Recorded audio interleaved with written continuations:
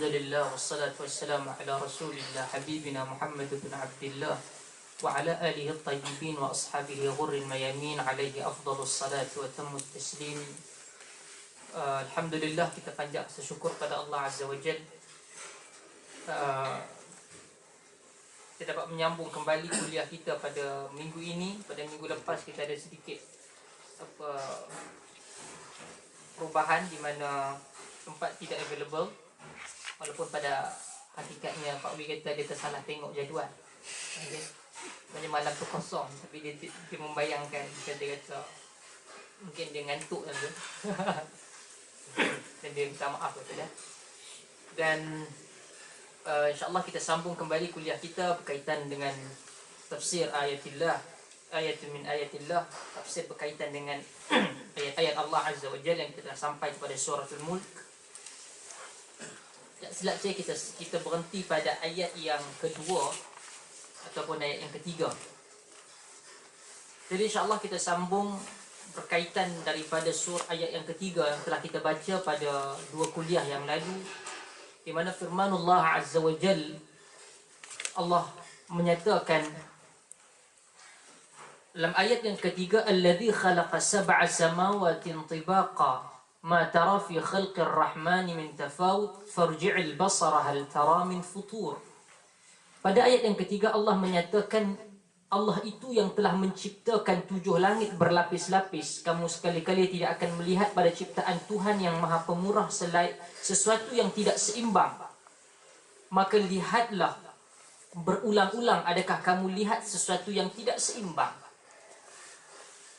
Allah Subhanahu wa ta'ala selalu membawa kepada manusia satu keadaan di mana Allah tarik perhatian supaya kita berfikir. Ini adalah satu benda ataupun satu kaedah yang Allah gunakan untuk manusia berfikir, kerana itulah asas kepada Quran. Banyak di kalangan manusia menjadikan Quran seperti mana apa yang mereka sangka Quran itu bagaikan segala-galanya, terutama dalam perkara yang mereka salah sangka terhadap Al-Quran. Sebagai contoh, dalam masyarakat Melayu, dia ada beberapa ayat Quran yang dimana digunakan untuk menjadikan satu ayat itu penyelamat kepada diri dia. Kalau orang kata selalu, sehinggakan Quran itu menjadi permainan. Kalau dia buat salah trafik, dia nampak polis kat depan, dia kata, oh nak baca ayat apa, biarkan polis tak nampak apa yang dia buat salah. Jadi di kalangan ni perangai ustaz-ustaz ni buat. Bukannya orang yang cikai-cikai tepi jalan. Dia kata baca summun bukmun umyun fahum la yubsirun. Summun bukmun, kau butakanlah, engkau tulikanlah. Ayat Quran itu bukannya untuk guna untuk bapak polis tu, tetapi ia digunakan apabila dengar orang ni lawak. Echo, kurang echo. Jadi apa yang berlaku, ayat Quran dijadikan untuk menipu manusia, untuk menyelamatkan dia daripada banyak benda-benda yang dia salah. Okey, dia masuk, dia kata dia mungkin Quran itu boleh selamatkan dia daripada kena saman. Dia letaklah Quran di dalam kereta. Ataupun dia merasakan bahawa dia tak mau diganggu ataupun dikenakan rasukan syaitan, dia letaklah ayat kursi di rumah.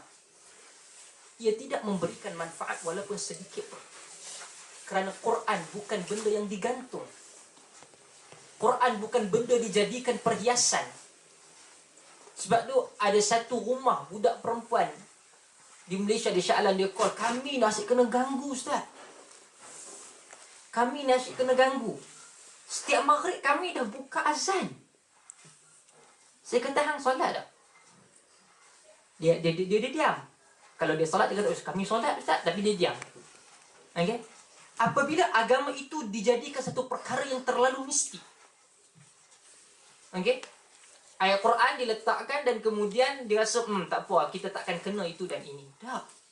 Sebab tu saya yakin saya boleh katakan bahawa itu antara salah satu perkara yang boleh membawa kepada syirik kepada Allah. You bergantung kepada satu ayat, you bergantung pada perkara yang sebahagian dia, Dan kemudian you kata, oh, dengan benda ni aku boleh selamat itu dan ini. Tak. Perkara ini adalah perkara yang menyanggahi akidah. Quran diberikan kepada manusia, Allah Ta'ala sebut, engkau lihatlah kepada sab'a tibaqa. Engkau lihatlah kepada langit itu yang berada padanya 7 lapisan. Yang Allah buat secara seimbang. Dan Allah kata, kalau engkau lihat secara berulang, engkau tidak akan nampak sebarang kecacatan, ketidakseimbangan di antara satu benda dengan benda yang lain. Apa yang Allah nak kita berfikir. Apabila datang pada kita Quran, kita baca, kita merasakan, saya pernah kata dahulu, bagaikan ayat Quran itu berbicara untuk kepada diri kita. Allah kata, tidakkah engkau lihat kepada langit?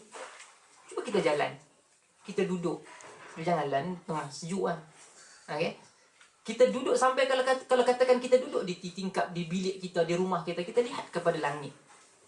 Apakah yang akan jadi ketika Allah takdirkan sesuatu habis perkhidmatan langit? Ia menimpa kita. Allah ketika Allah jadikan dia terlalu seimbang, ketika Allah jatuhkan dia, takkan Allah nak kata tidak seimbang. Oh, aku boleh selamat jatuh tang sana. Tak.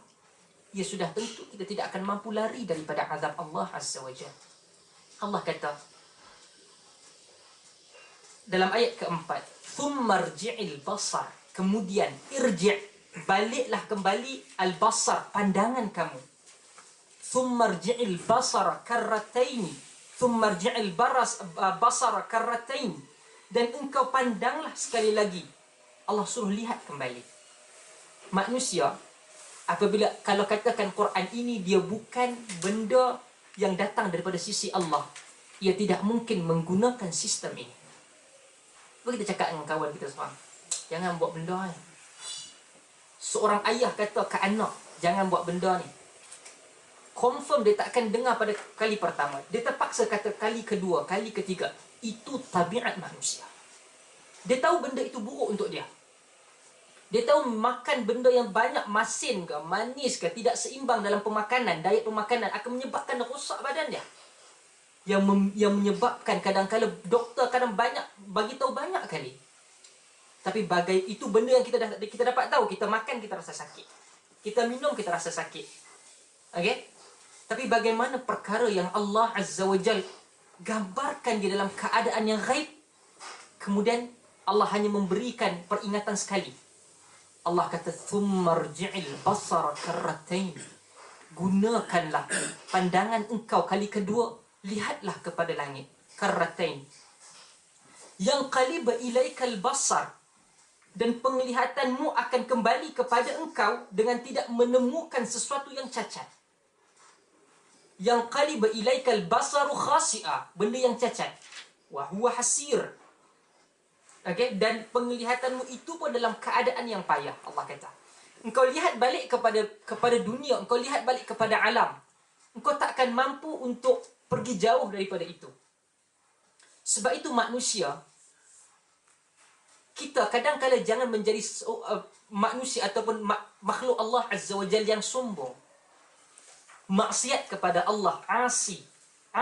Maksiat ini dia bukan sahaja kita buat perkara yang buruk, tetapi perkataan maksiat. Kalau Allah kata, kalau seorang itu bilang anta asi, engkau ni orang yang asi, bermaksud engkau orang yang derhaka kepada Allah. Kau derhaka kepada Allah. Jadi jangan sombong. Ketika engkau hidup sebagai seorang manusia, banyak benda yang dalam kehidupan engkau tidaklah melampaui keadaan dia, dan engkau ingin sombong kepada Allah Azza wa Jalla. Okey? Allah kata lagi, وَلَقَدْ زَيَّنَّا السَّمَاءَ الدُّنْيَا بِمَصَابِيحَ وَجَعَلْنَاهَا رُجُومًا لِلشَّيَاطِينِ. Sesungguhnya kami telah menghiasi langit dengan dekat menggunakan bintang-bintang. Allah kata, Allah jadikan langit dan Allah Subhanahu wa ta'ala hias dia dengan bintang. Dan ia merupakan perkara yang secara natural, bila kita tengok, ia merupakan perhiasan langit. Dan Allah kata, وَجَعَلْنَاهَا رُجُومًا لِلشَّيَاطِينِ. Dan kami jadikan bintang-bintang itu sebagai alat-alat pelempar syaitan. Alat-alat pelempar syaitan. Wallahu a'lam. Bagaimana Allah lemparkan, Allah menjadikan bintang itu jadi lempar syaitan, syaitan tu luka ke, sakit ke dan sebagainya, itu adalah perkara yang tidak kita ketahui melainkan dalam Quran dan sunnah. Ketika kita kata, oh adalah pula malaikat bawa anak panah guna arrow serang kepada syaitan. Perkara tersebut hanyalah menggunakan akal manusia dan dia menggambarkan sekiranya ia tidak ada perkara tersebut datang daripada Quran dan juga sunnah, ia tidak adalah perkara yang kita boleh bulat-bulat ambil. Allah kata rujuman li syayatin, benda yang untuk kita rejam, direjam menggunakan bintang-bintang tersebut kepada syaitan. Rujuman li syayatin wa a'tadna lahum azab as-sa'ir, dan kami sediakan bagi mereka siksa neraka yang menyala-nyala. Dan Allah kata syaitan ketika Allah jadikan dia daripada api, dan Allah akan bakar dia daripada api. Dan Allah akan bakar dia dalam api neraka menggunakan api. Dan api di neraka, kalau kita lihat dalam banyak kisah dalam hadis dan juga Quran, kita akan lihat ia bukanlah api yang sering kita gambarkan. Kalau kita rasa tempat ataupun bahana api yang paling besar sekalipun adalah mungkin macam burkan ataupun volcano yang kita nampak, Allah Subhanahu wa dan Nabi sallallahu alaihi wasallam menyatakan ia satu daripada 70 bahagian api neraka. Sebab itu benda-benda sebegini Allah Ta'ala berikan peringatan. Walaupun ayat Quran banyak ada keseimbangan dalam Quran. Quran menceritakan tentang rahmat Allah. Quran juga menceritakan tentang azab kepada mereka yang melawan Allah Azza wa Jalla. Dalam ayat seterusnya, kalau kita lihat dalam ayat yang ke-6 sehinggalah pada ayat yang ke-11, Allah menceritakan tentang azab yang akan dideritai oleh orang-orang kafir di akhirat. Okey, orang-orang kafir. Wallahu a'lam. Pertama, kafir kerana dia mungkin lari daripada Allah Ta'ala, dia mengingkari Allah Ta'ala, dia menafikan ketauhidan kepada Allah Azza wa Jal. Mungkin dalam beberapa keadaan kafir itu, apabila seseorang Muslim menjadi seorang Muslim dan dia lari daripada hidayah dan juga petunjuk Islam. Petunjuk Islam. Tidak ada satu perkara di dalam agama melainkan ia dibuat untuk kebaikan kita. Kalau kita buat sesuatu, kita letak di atas nama agama. Kita katakan ia nama agama. Kita cop atas nama agama. Tetapi natijah yang berlaku adalah buruk. Sudah tentu ia bukan salah satu benda daripada agama. Siapa yang baca status saya 2-3 hari ini, memang saya tengah menyerang dan bantai beberapa kelompok. Datang main kat kita, orang cerita, dan benda ini bukanlah bermaksud saya main datang sini dan kemudian saya nampak keadaan tersebut dan saya kritik benda tersebut. Tak. Ia datang daripada saya duduk di UIA. Saya datang daripada latar belakang keluarga yang berpegang kepada agama. Bahkan lebih daripada itu, orang yang berpolitik menggunakan agama. Walaupun saya tidaklah intimam ataupun saya tidaklah terikat kepada mana-mana parti. Itu yang pertama. Tetapi yang kedua, saya ingatkan, tak bila saya tak kerja, kalau malam kita sambil menulis, duduk borak, tiba ada orang tanya, tak nak kata saya buat status. Tiba kecoh, orang tanya itu dan ini. Satu benda, dalam gerakan Islam, dalam gerakan Islam di Malaysia ataupun di mana-mana negara dunia Islam, kita akan lihat kebanyakan gerakan Islam dia cuba untuk merekrut mana-mana orang. Ini bukan saja gerakan Islam, gerakan Islam ke, nasionalis ke, sekular ke, liberal, dia cuba untuk rekrut orang.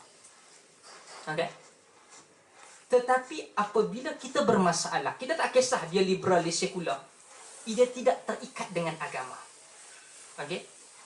Tetapi salah atau dia ada satu masalah. Bila saya kritik dalam kelompok yang digunakan di dalam gerakan Islam namanya Usrah. Ia bukan bermaksud ustaz anti Usrah. La haula wala quwwata illa billah. Saya satu orang yang belajar hadis. Saya bukan pakar dalam bidang hadis. Saya belajar juga Quran. Kita ada degree dalam Quran dan Sunnah. Kita buat master dalam Quran dan Sunnah. Tetapi ada beberapa perkara yang kadang-kadang melihat kepada mata pandang kita, kita perlu kritik. Saya ingat pada tahun 2007, kami duduk bersama kawan-kawan dan kami bertanya, kita buka satu persoalan, adakah usrah sebahagian daripada sunnah? Orang kata, Ustaz, usrah ni apa? Usrah ni dalam bahasa Arab namanya keluarga. Okey, pertama saya tak ada keluarga lagi. Okey. Yang pertama, itu secara literal. Gerakan Islam, usrah ini datang. Dia bermaksud dia nak duduk dan dia, wallah alam, banyaklah dia punya definisi. Kritikan saya ini apabila mabmun, substance yang ada itu menyanggahi Quran Sunnah. Okey? Bila ia tak ada, you boleh buatlah tanaman usrah ke ailah ke. Ailah dalam bahasa Arab juga keluarga. Usrah ke ailah lagi apa. You nak buat family ke. Dia masalah kita dia ada dua benda. Apabila benda tu bahasa Arab, dia akan jadi Islam. Guna bahasa Inggeris, dia akan nampak, oh nampak kafir. Tak. Okey? Yang kedua, apabila kita kritik satu benda, bukan bermaksud kita anti dia. Tak. Tapi kita mengharapkan satu perkara yang baik. Supaya ia berubah. Saya masuk usrah tak? Saya masuk. Tetapi apabila cara pandang saya terhadap banyak benda, okey, benda ini perlu mengikut Quran. You kata ini agama, ia perlu mengikut Quran dan juga ia perlu mengikut sunnah Nabi SAW. Saya katakan di zaman Nabi ada tak orang buat bulatan-bulatan, okey, ini usrah itu, tidak ada. Ia bukan daripada sunnah Nabi SAW. Usrah bukan daripada sunnah Nabi. Usrah yang kita tahu dalam gerakan Islam. Okey? Apa yang sunnah dia? Sunnahnya Nabi duduk di dalam salat. Nabi selepas salat, Nabi pandang ke belakang. Nabi ingin memberikan nasihat, Nabi bagi. Para sahabah, para tabi'in duduk di kalangan di masjid ke, mereka akan ada sebagai contoh lepas asar, mereka akan ada jilsah, duduk. Syekh akan berada di hadapan, mereka akan bercakap. Okey? Kadang-kala di dalam khutbah kita kaku. Khutbah kita kaku. Kadang-kala mereka mengambil ilmu daripada khutbah. Khutbah di zaman Umar, di zaman Nabi SAW. Nabi tengah khutbah Jumaat. Ada sahabat datang masuk, duduk. Nabi kata, hal raka'ta rak'atain. Kau dah rukuk 2 rakaat belum? Bermaksud kau dah salat 2 rakaat belum? Kata belum. Kata bangun dan salat 2 rakaat tahiyatul masjid. Bermaksud dia berlakunya hiwar, berlakunya perbualan, perbincangan tentang ilmu di mana? Ketika khutbah Jumaat. Oh, Ustaz, khutbah Jumaat tak boleh cakap. Yang tak boleh cakap dalam hadis dengan kawan. Kita nampak kawan kita sedang bercakap, haramlah bercakap dalam khutbah. Sedangkan hang tengah bercakap dengan dia. Okey, kita dengan kawan kita memang dilaranglah hadis. Tetapi Nabi dan para sahabat dalam riwayat pernah berinteraksi ketika khatib berada di atas mimbar dan makmum berada di tempat dia. Okey? Jadi dalam keadaan tersebut agama ini terlalu luas. Okey. Mai mana usrah ni? Perkataan usrah ataupun konsep itu datang daripada gerakan Islam Ikhwan al-Muslimin. Ikhwan al-Muslimin antara yang terawal yang menubuhkan perkara ini. Kenapa dia buat usrah? Kerana dia melihat kepada bagaimana Nabi SAW berada di Mekah dalam keadaan tidak boleh untuk pergi dakwah secara terang. Dan juga arahan Nabi SAW, arahan Allah Azza wa Jalla supaya belum lagi pergi pada terang. Okey? Mereka duduk di rumah Al-Arqam ibn Abi Al-Arqam. Rumah dia, sebagainya. Perkara tersebut merupakan ijtihad Al-Imam Al-Hasan Al-Banna rahimahullahu ta'ala amin. Dengan melakukan perkara tersebut kerana Ikhwanul Muslimin dimusuhi oleh pemerintah ketika itu. Iaitu Jamal Abdul Nasir. Jamal Abdul Nasir. Tuan-tuan kena ingat, Jamal Abdul Nasir yang membunuh dan juga memenjarakan dan menyeksa Ikhwanul Muslimin sebenarnya datang daripada Ikhwanul Muslimin.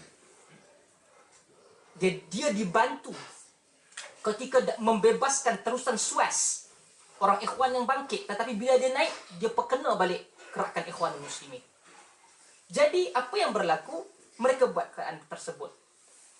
Kebanyakan orang yang ingin buat benda ini, yang ingin menelusuri perjalanan dan juga kaedah dakwah Ikhwanul Muslimin, gagal melihat apa yang dibuat oleh Ikhwanul Muslimin. Tuan-tuan pergi ke Mesir, cuba minta nama, senarai nama orang yang masuk Ikhwanul Muslimin, tuan-tuan akan lihat jumlah mereka tidak banyak. Jumlah dia tidak banyak. Kerana untuk masuk, syarat yang cukup ketat. Hafal Quran, hafal hadis. Okay, seorang yang bangun malam, semua ini ada. Okay? Sebab itu Ikhwanul Muslimin dia tidak jadi dalam beberapa keadaan ataupun parti-parti politik negara-negara Islam yang lain, nak jadi pemimpin mestilah ulama. Apa maksud ulama? Dia adalah tokoh, dia adalah orang yang datang daripada bidang agama. Tidak. Sebab tu kita lihat balik beberapa mursyidul am Ikhwanul Muslimin yang dahulu. Even Muhammad Mursi, Dr. Muhammad Mursi, dia bukan orang yang datang daripada dia bukan ada PhD dalam bidang agama. Tak. Kerana untuk menjadi tokoh dalam Ikhwanul Muslimin, prasyarat dia mesti tokoh. Dia mesti hafal Quran, dia boleh memahami dan dalam selok belok hadis dan sebagainya. Okey? Akidah Ikhwanul Muslimin akidah salaf. Tahu apa akidah salaf? Tak tahu. Tapi kita nak cakap ni, saya ni sekian. Sebab itu, bagaimana kita nak pergi pada gerakan Islam, Islamic movement, sebelum kita tak tahu akidah, kita tak tahu ibadah. Bacalah apa Al-Imam Hasan Al-Banna buat. Dia nak pergi kepada tahap tersebut, peribadi itu sendiri. Kita tak payah katalah, ustaz bukan pernah susah. Kita tahu bukan sehari ni kita belajar. Okay? Pergilah kepada gerakan, banyak gerak. Kalau kata, saya tak pernah buat macam ni dalam gerakan saya, anda terlepaslah daripada mulut jahat saya. Okay? Maksud mulut jahat tu masih kritikkan saya. Tapi kalau ini berlaku, ia perlu dibetulkan. Okay? Saya pergi tahun lepas, pergi ke Mesir. Saya ada talk bersama dengan para jabatan je tanpa. Kenapa saya nak pergi? Alhamdulillah, tempat penuh. Ada 300-400 budak datang jabatan. Tapi dalam waktu yang sama, dari waktu di saat-saat akhir saya dimaklumkan ada program lain bersebelahan dengan tempat saya. Kerana apa? Program itu dibuat oleh bukan orang kami. Dua-duanya adalah gerakan Islam. Nama sekian-sekian, kalau sebut semua tahu, yang ini lain. Kata, bila ustaz pergi kat sana, dia akan kata, ustaz tengok, handphone dia bagi saya. Apa dia bagi kat saya? Dia kata, mufarakah daripada jamaah. Itu mufarakah jamaah. Keluar daripada jamaah. Keluar daripada jamaah dia. Sebab Nabi kata apa? Fa'alaikum bil jamaah. Hendaklah kamu dengan jamaah. Jamaah tu bukan jamaah hang.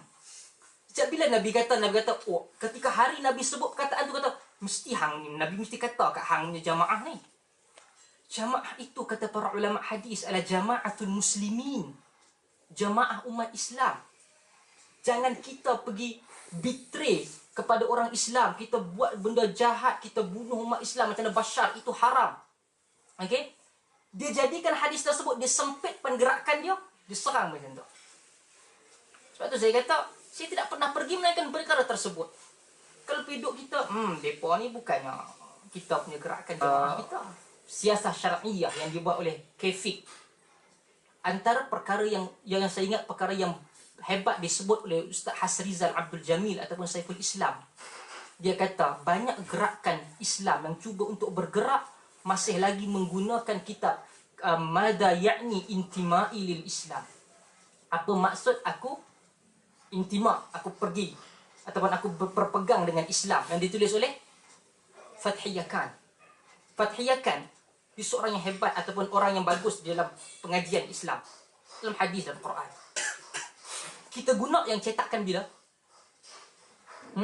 Fajar, pustaka Fajar tu kan? Yang kata kita membaca. Okay? Pustaka Fajar cetakkan berapa belah tahun tu? Tahu tak, sebelum daripada dia mati ataupun dia wafat, dia meninggal dunia, dia telah review beberapa kali buku tersebut. Tapi cetakan tu dulu. Dalam bahasa Melayu tu yang dulu, bukan cetakan yang dia review.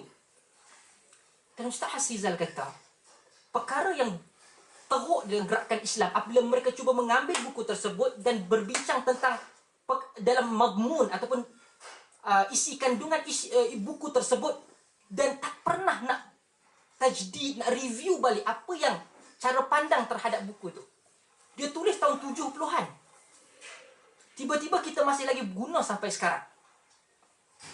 Dan perkataan dalam lidah kita sebut dalam gerakan Islam mana tempat sekalipun, lebih daripada nama yang disebut nama Al-Hasanul Banna, Said Qutb melebihi hadis Nabi SAW. Said Qutb kata, Hasanul Banna kata, kita antara pemuja dan juga yang banyak mengambil manfaat daripada Al-Hasanul Banna dan Said Qutb. Tetapi kalau ditanya kepada Hasanul Banna dan Said Qutb, adakah nama mereka perlu ditendang banyak untuk membesarkan dua, iaitu Allah dan Rasul? Bukan cakap dengan Tok Guru Ustaz. Boleh kata kat saya? Saya boleh berhenti, saya kata saya akan fokus kepada perkataan Allah dan Rasul. Kalau tuan-tuan, sahabat-sahabat sekalian duduk dalam satu tempat yang nama kita ni nak belajar agama, tiba-tiba nama manusia selain Allah dan Rasul diulang lebih banyak daripada perkataan Allah dan Rasul, kita kata ini bukan apa yang diajarkan oleh Allah dan Rasul. Okay? Kata, oh dia ni cakap sekian-sekian, dia ni cakap sekian. Syekh saya kata, apa yang Nabi dan apa yang Allah dan apa yang Nabi SAW kata, itu yang terpenting.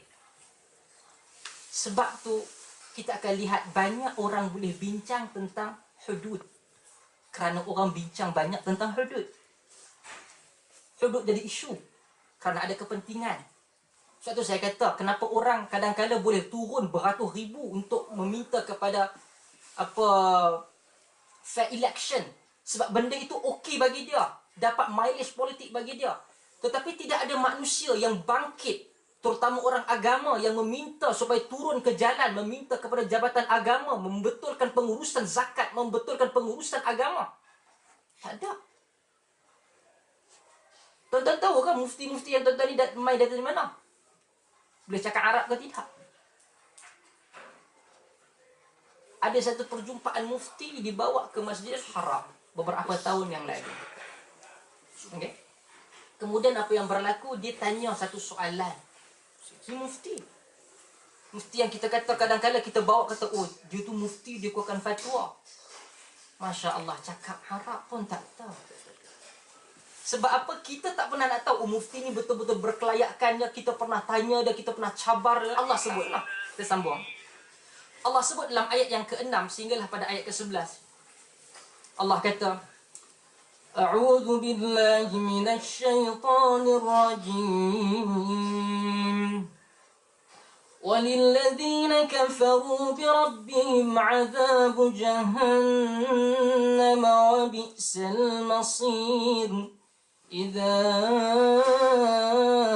ألقوا فيها سمعوا لها شهيقا وهي تفور تكاد تميز من الغيظ كلما ألقي فيها فوج سألهم خزنتها ألم يأتكم نذير قالوا بلى قد جاءنا نذير فكذبنا وقلنا ما نزل الله من شيء إن أنتم إلا في ضلال كبير وقالوا لو كنا نسمع أو نعقل ما كنا في أصحاب السعير فاعترفوا بذنبهم فسحقا لأصحاب السعير.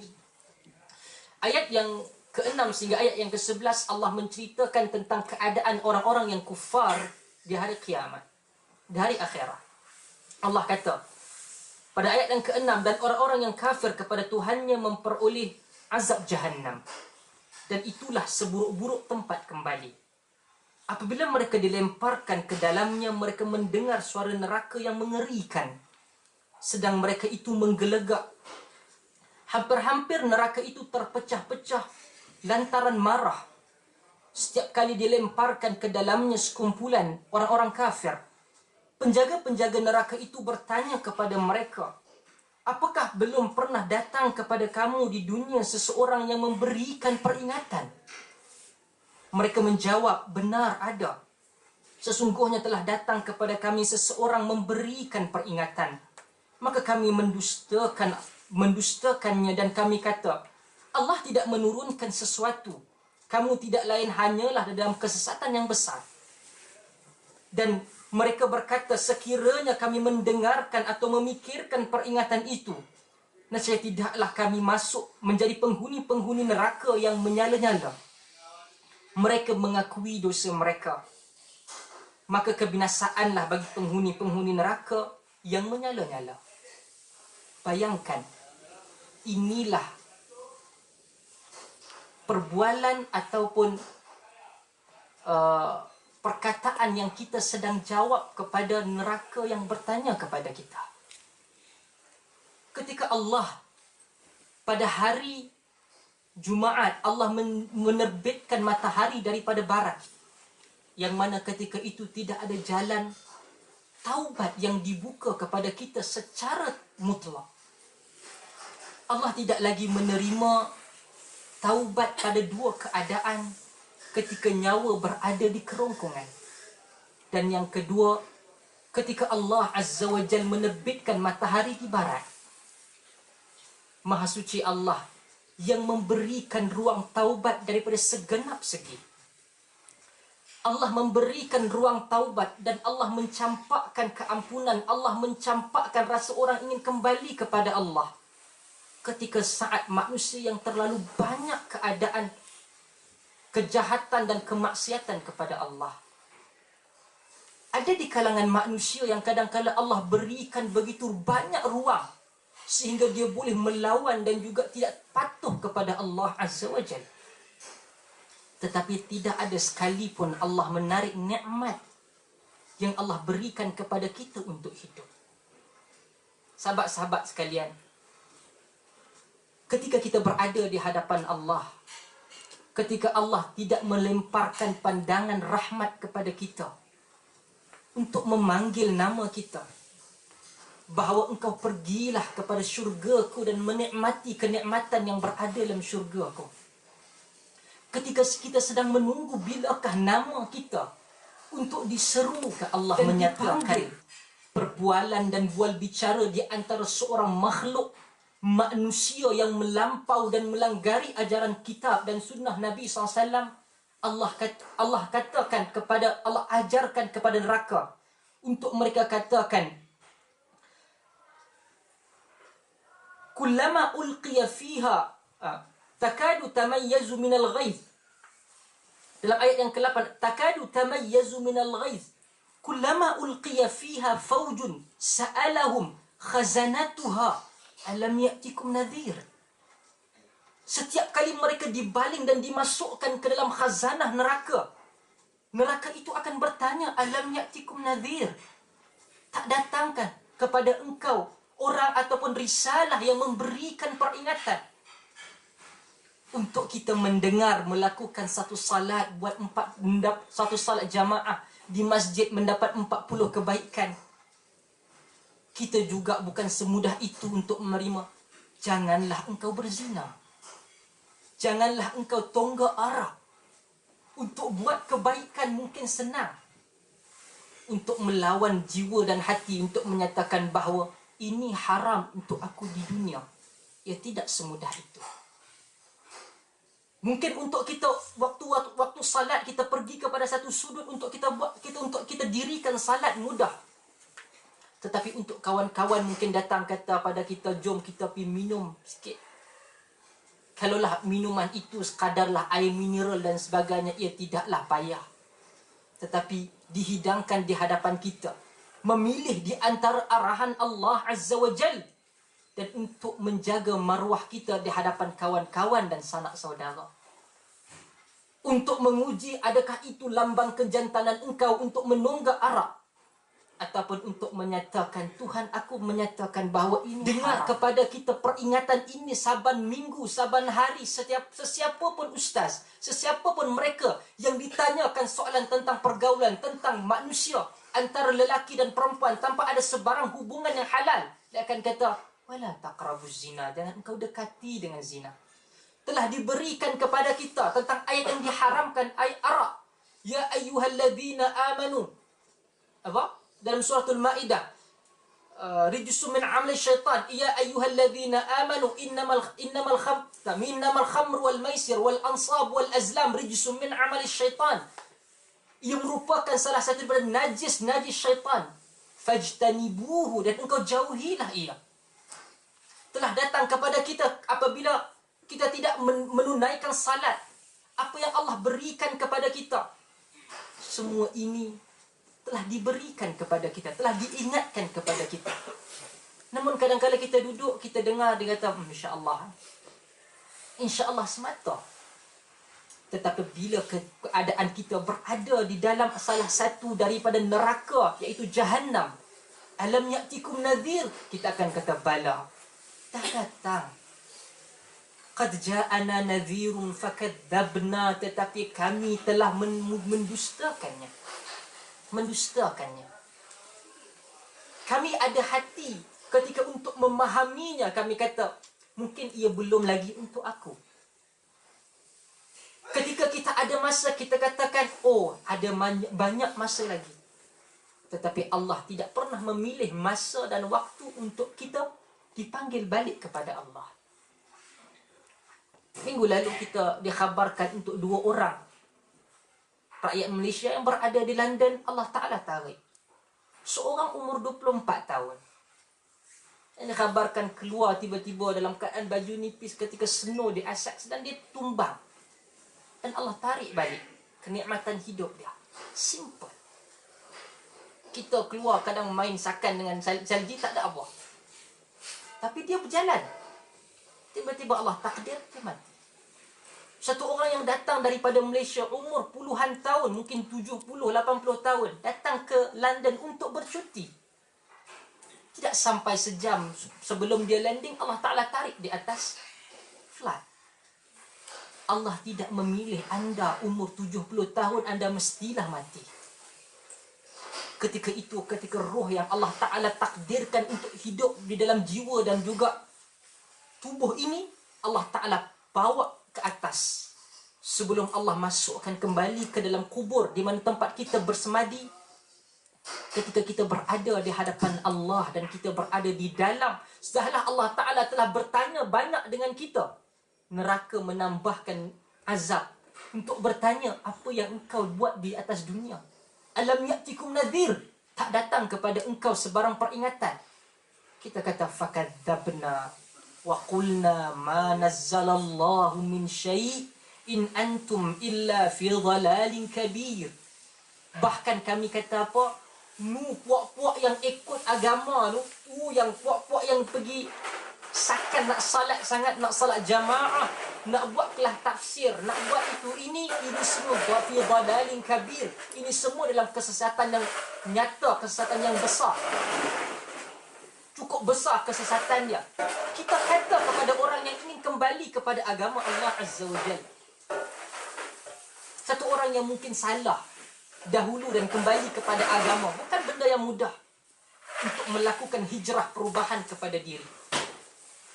Inilah jawapan kita. Untuk kita pada waktu malam kita duduk dan berfikir, alangkah celakanya kehidupan ini apabila kita berada di hadapan Allah dan berada di dalam neraka, dan inilah persoalan yang terpaksa kita jawab. Apabila saya berdakwah, saya bukanlah satu pendakwah yang baik ataupun yang saleh. Mungkin orang lebih baik dan saleh daripada saya. Mungkin kita dalam gerakan Islam ingin berdakwah kepada orang, fahamlah agama. Ramai di kalangan orang yang akan kata, tengok dia tak ikut. Kita akan rasa seperti dalam bahasa gerakan dia kata futur, lari dan juga dhaaf. Dia akan jadi lemah di dalam gerakan dakwah. Apabila kita mengetahui kerja kita hanya menyampaikan kepada manusia, bukan untuk menarik telinganya ikut apa yang aku kata.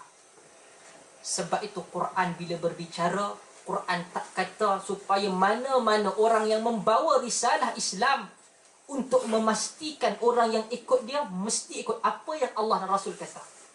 Tetapi kerja pendakwah hanya menyampaikan. Dan Allah memberikan kepada kita keadaan, tak kisah, engkau tak mau ikut tak apa. Tapi ini yang engkau akan jawab di hadapan Allah Azza wa Jalla. Ayat Quran itu bercakap kepada kita ketika kita membaca ayat Quran. Ketika kita membacakan setiap bibit ayat Quran dan kita menangis dan kita menyatakan, Allah, janganlah engkau halalkan kepada aku neraka. Dan mudahkanlah perjalanan aku ke syurga. Hati ini berbicara dengan Allah. Dia bukanlah satu orang yang bacaan Quran dia sedap, pergi bertaranum dan sebagainya, menang anugerah itu dan ini lebih baik. Tetapi biarlah suara kita tidak beralun mana, tetapi jiwa kita sentiasa berhubung dengan Allah. Ketika membaca ayat Allah, kita rasakan, ya Allah, bantulah aku untuk taat kepada agama.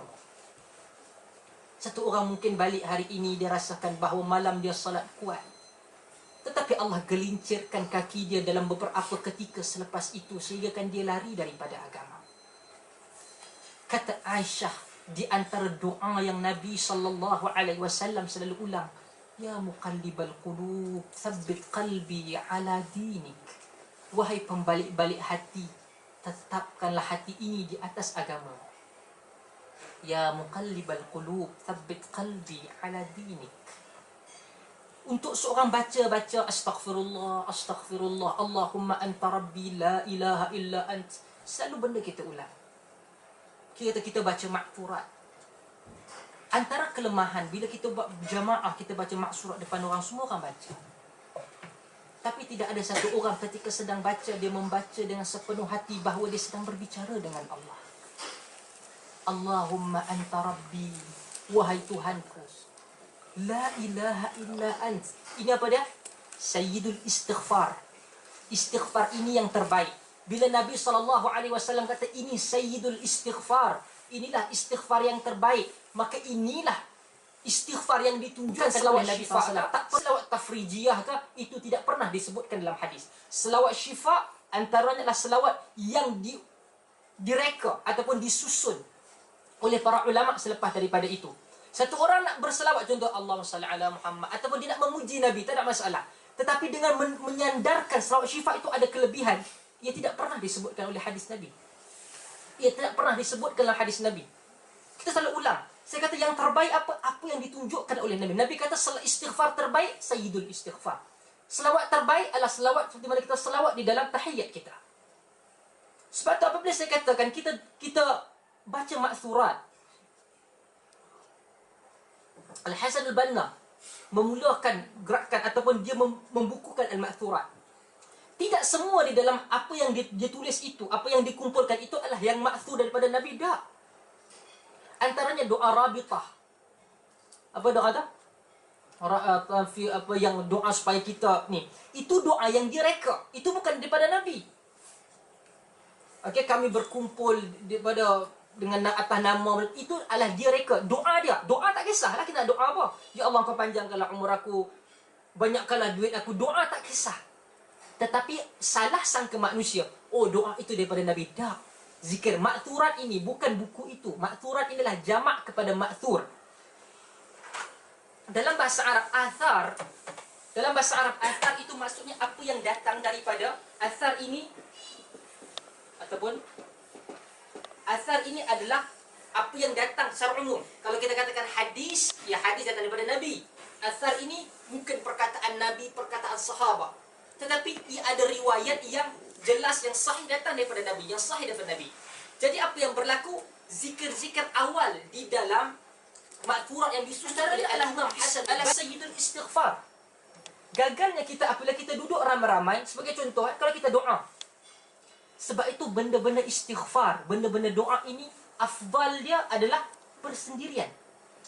Bukan lepas Allah yang belakang amin, amin. Lepas tu dia geleng kepala, dia tak tahu apa yang imam baca. Allahumma amin. Dia tak tahu apa.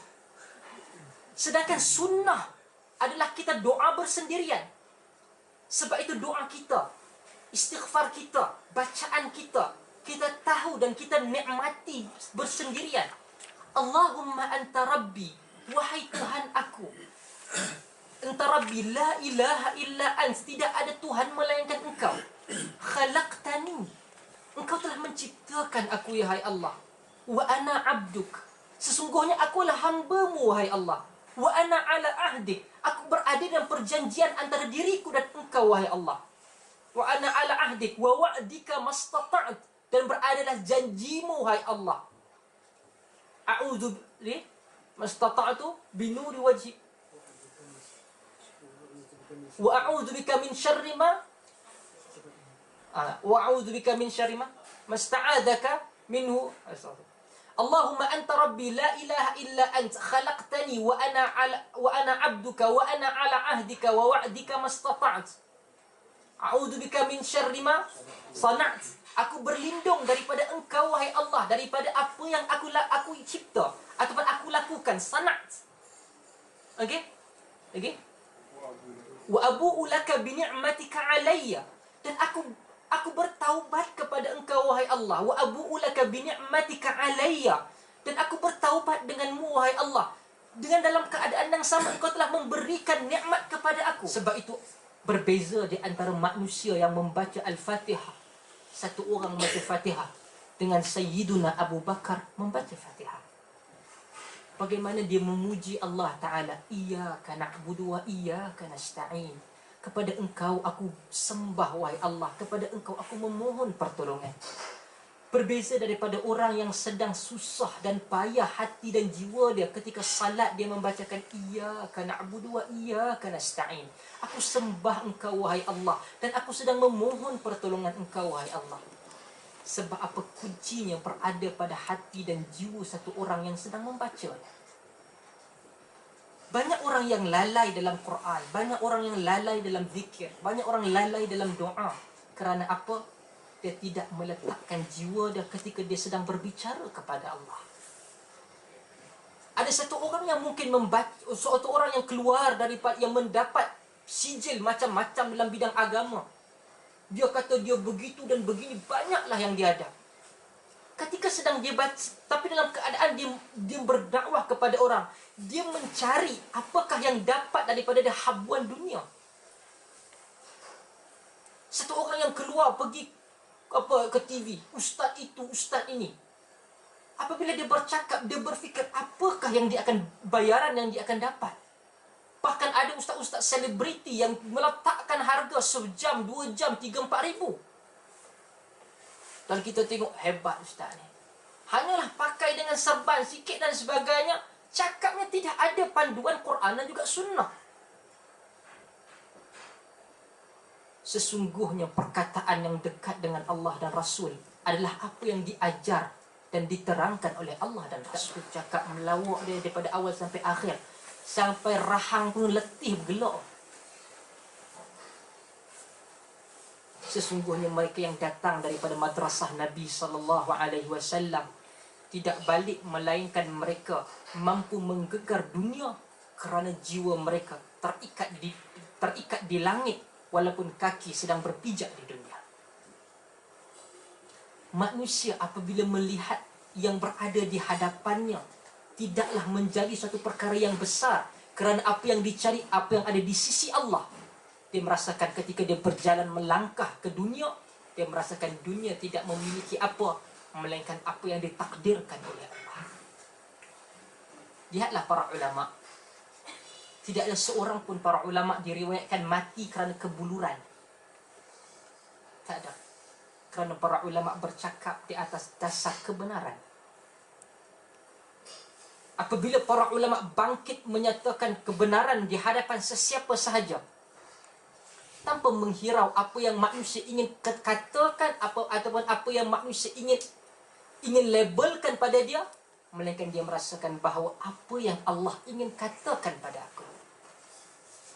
Sebab itu kita akan lihat beberapa orang yang di kalangan orang yang dilabel sebagai ulama gagal di dalam dakwah apabila cuba untuk pergi kepada pemerintah dan ingin merebut apa yang berada di tangan pemerintah. Jadi pemerintah yang melihat kepada dia bagaikan engkau pun tak ada beza dengan aku. Tetapi para ulama apabila menyatakan aku tidak mencari apa di tangan pemerintah, tapi sekiranya pemerintah ingin mendapatkan kemuliaan, perlulah datang kepada aku. Antara orang yang baik, antara yang para ulama tabi'in, ada para ulama salaf di zaman Khalifah Harun al-Rashid, di zaman itu menyatakan bahawa kami tidak pergi ke rumah-rumah dari ke pintu-pintu istana, tetapi mereka perlulah datang ke rumah-rumah para ulama untuk mengutip mutiara ilmu. Perkataan yang benar. Al-Imam Nawawi, di zaman dia pemerintah ingin menaikkan cukai dan ingin menggunakan harta rakyat untuk digunakan di dalam peperangan. Mereka perlukan persediaan. Mereka minta kepada Al-Imam Nawawi supaya mengeluarkan satu fatwa, supaya rakyat mengeluarkan harta memberikan kepada pemerintah, supaya pemerintah mampu untuk menggunakan harta tersebut untuk melakukan persiapan peperangan. Para ulama yang mukhlis, para ulama yang ikhlas, antaranya Al-Imam Nawawi dia kata, aku akan mengeluarkan fatwa untuk halal harta rakyat, untuk diambil, menggunakan harta rakyat untuk diambil dan dijadikan persiapan ketenteraan negara. Selepaslah engkau mengambil keseluruhan kemewahan istana untuk diambil dan digunakan sehinggalah tanpa ada walaupun sesen, baru aku keluarkan fatwa untuk rakyat memberikan harta mereka. Ini bukan sahaja harta istana, harta negara dan bala negeri juga diperah. Okay? Kita bayangkan tuan-tuan dan puan-puan, sahabat-sahabat sekalian, apabila kita berada di atas bumi Allah, kita tidak akan lama. Apabila kita duduk, ayat ini memberikan satu ketukan di dalam jiwa manusia yang muslim. Apabila kita duduk menyandang, kadang-kadang pergi, sebab itu Nabi SAW kelompok manusia yang zalim, dia tak pernah teringat bahawa kenapa Allah benarkan orang-orang zalim ini untuk terus menzalimi manusia. Adakah kerana Allah rahmati dia? Adakah kerana Allah Subhanahu wa ta'ala menghalalkan apa yang dia buat? Tetapi ingat, Allah Subhanahu wa ta'ala hanya menangguhkan beberapa ketika. Dalam surah Ibrahim Allah kata, "Wala tahsabanna Allah ghafilan amma ya'malu zalimun, walakin yu'akhiruhum liyawmin tashkhasu fihi al-absar, muhti'ina muqni'i ru'usihim la yartaddu ilayhim basaruhum wa af'idatuhum hawa." Muhti'ina muqni'i ru'usihim la yartaddu ilayhim tarfuhum wa af'idatuhum hawa. وأنذر الناس يوم يأتيهم العذاب فيقول الذين ظلموا ربنا أخرنا إلى أجل قريب نجب دعوتك ونتبع الرسل ولم تكونوا أقسمتم من قبل ما لكم من زوال وسكنتم في مساكن الذين ظلموا أنفسهم وتبين لكم كيف فعلنا bihim wa darabna lakumul amthal. Dalam ayat yang ke-42 Allah Ta'ala menyatakan, dan janganlah engkau wahai Muhammad menyangka, wala tahsabanna Allah ghafilan amma ya'malu zalimun. Allah Ta'ala itu lupa, ghafil terhadap apa yang dilakukan oleh orang-orang yang zalim. Innama yuakhiruhum liyaumin tashkhasu fihi al-absar. Tetapi Allah ingin lajakkan sedikit, nantikan dahulu, sehinggalah pada hari di mana mata mereka hanya boleh memandang sahaja. Okey, mata mereka itu hanya sekadar terbeliak, mereka terbeliak melihat keadaan pada hari itu. Muhti'ina muqni'i ru'usihim. Pada hari tersebut mereka terburu-buru menyahut panggilan ke mahsyar sambil mendongakkan kepala mereka, yartaddu ilaihim tarfuhum wa af'idatuhum hawa. Dengan mata mereka tidak berkelip dan hati mereka tidak bersemangat. Pada hari tersebut selesai semua perkara. Apa Allah kata? Kita akan terkejut. Muhti'ina muqni'i ru'usihim. Kepala mereka akan mendongak melihat kepada keadaan tersebut. Mata terbeliak dalam keadaan hati tidak bersemangat. Allah kata apa lagi? Dan berilah amaran wahai Muhammad kepada manusia yang ingkar itu, Jangan mereka lupakan hari kiamat yang padanya mereka akan didatangi azab. Kerana pada saat itu orang-orang yang berlaku zalim akan merayu. Dikata apa? Nujib da'wataka wa nattabi'ur rusul. Sebelum pada itu, Rabbana akhirna ila ajalin qarib. Wahai Tuhan kami, lambatkan sedikit masa untuk kami. Kita dah habis masa ketika kita jumpa, ya Allah, Rabbana akhirna ila ajalin qarib. Wahai Allah, lambatkanlah sedikit daripada aku sehingga aku mampu bertaubat. Ujib da'wataka wa nattabi'ur rusul. Dan aku akan menyahut apa yang engkau serukan kepadaku. Wa nattabi'ur rusul, dan aku akan ikut rasul. Bagaimana keadaan manusia, saya dan sahabat-sahabat sekalian ketika berada di hadapan Allah dan menjawab perkara tersebut? Banyak pada hari ini kita selalu pada akhir kita kena due date, kita kena hantar itu dan ini, kita kelang kabut. Kita kena hantar sebelum pukul 5, kena hantar sebelum pukul 12. Tak tidur 3 malam dah. Kita rasa bagaimana keadaan tersebut, yang kadang-kadang markah 15%. Tetapi ketika kita menyatakan perkataan tersebut di hadapan Allah dan di hadapan sekalian para manusia, ketika itu ia adalah segala-galanya di hadapan Allah, kehidupan ini. Zalimkah Allah ketika Allah telah memberikan kepada kita peringatan? Zalimkah Allah ketika Allah bukan saja berikan kita peringatan, tetapi Allah kata engkau ikut, engkau dapat ini dan itu yang terlalu hebat. Tapi apabila jiwa manusia yang dipenuhi dengan kemaksiatan, kita mencari kelazatan sementara dunia untuk pergi kepada azab Allah di akhirat. Banyak perkara dalam kehidupan kita, kadang-kadang kita rasa kita boleh kawal benda tu, tetapi semuanya datang daripada hati. Satu orang kalau hati dia kotor, keluar perkataan dia, tidak mungkin perkataan dia yang baik. Satu orang kerja jumpa dengan orang ni, mulut dia nak kata orang lah, hang ni memang celaka, hang ni memang itu, perkataan dia. Tak mungkinlah kita kata, oh sebab dia main datang daripada kampung orang yang suka cakap perkataan tu. Tak.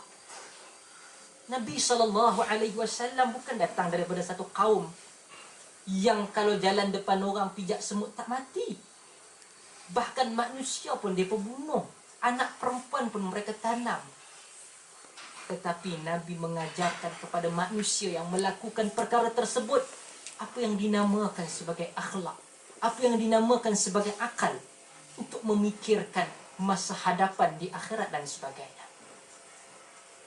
Bicaralah dengan hati selepas kita berbicara dengan lisan.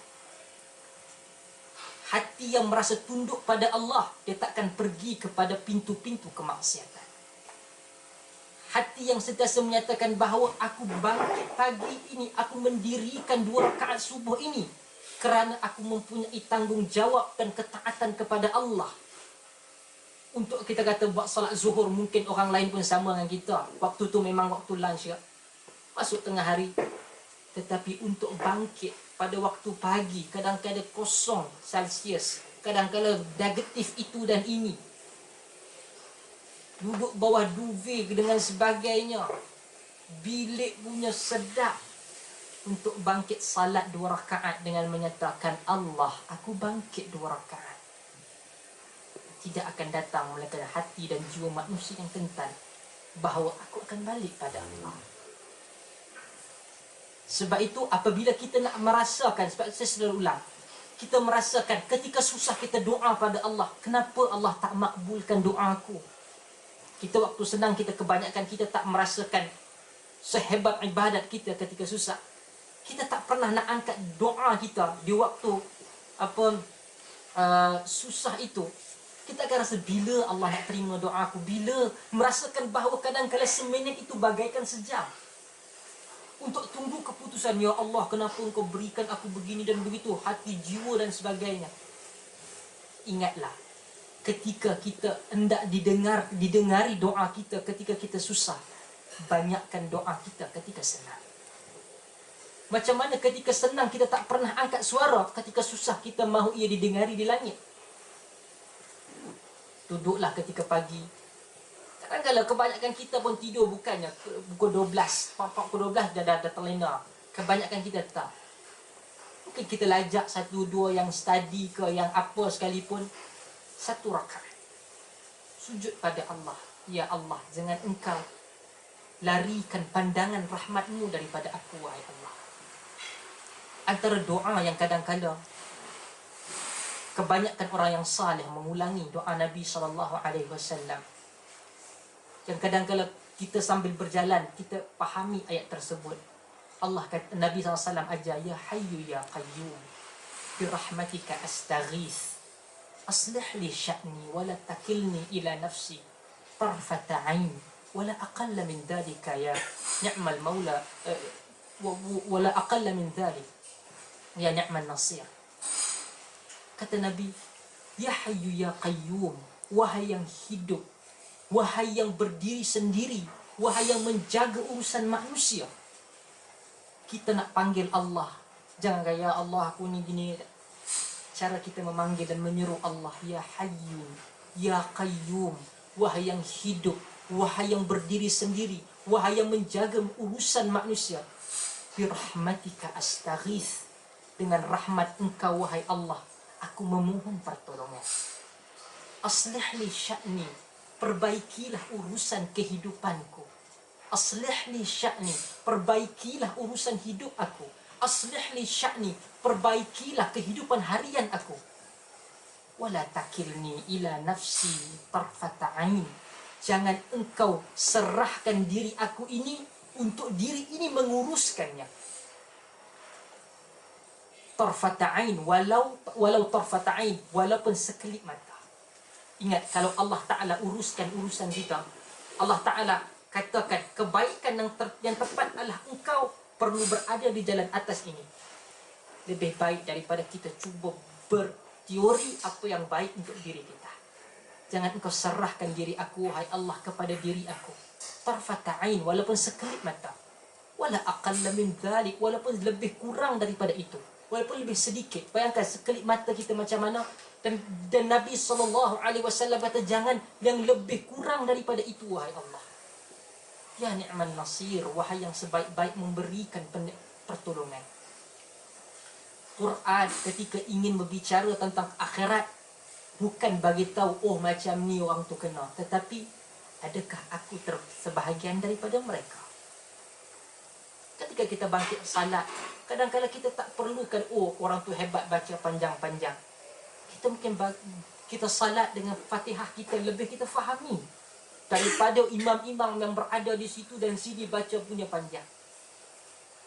Satu orang mungkin jadi imam, satu orang yang mengajar di hadapan, satu orang yang membaca Quran menjadi imam, membacakan bacaan yang baik, mungkin terselit dalam hati dia untuk menunjukkan, bacaan aku lebih baik pada engkau. Tetapi kita yang mungkin totally bacaan kita memang kita menyanyi, kalau kita bercakap pun suara kita tak sedap. Kita salat, tak ada dalam hati kita untuk menunjukkan bahawa aku ni lebih baik. Kita salat, kita rasa Alhamdulillah Rabbil Alamin Ar-Rahmanir Rahim, dengan tertib, yang menyebabkan kadang-kadang bacaan itu pergi kepada jiwa dan menyatakan, aku tunduk pada engkau wahai Allah Azza wa Jalla. Jangan engkau tinggalkan aku wahai Allah. Urusan kita, kalau Allah yang uruskan, kalau Allah yang tetapkan, kalau Allah yang tunjukkan, kita tak memerlukan manusia. Ketika kita menyandar keadaan susah, kita kata, siapa nak tolong aku? Kabel mana nak aku guna? Orang mana nak aku pergi? Siapa nak perlu aku ampu? Siapa yang perlu kita minta pertolongan? Kadang-kadang kita pergi jauh sebelum kita kata, aku ada Allah. Untuk ku seru nama dia. Meminjamkan sedikit kekuatan. Memberikan sedikit kesabaran. Bahawa Allah Ta'ala uruskan semuanya. Baca Quran untuk diri kita. Bukan kita kata baca Quran ini aku akan jadi kaya. Macam mana kita punya pemalas baca surah Waqiah minta supaya kita berniaga buka kedai pukul 11.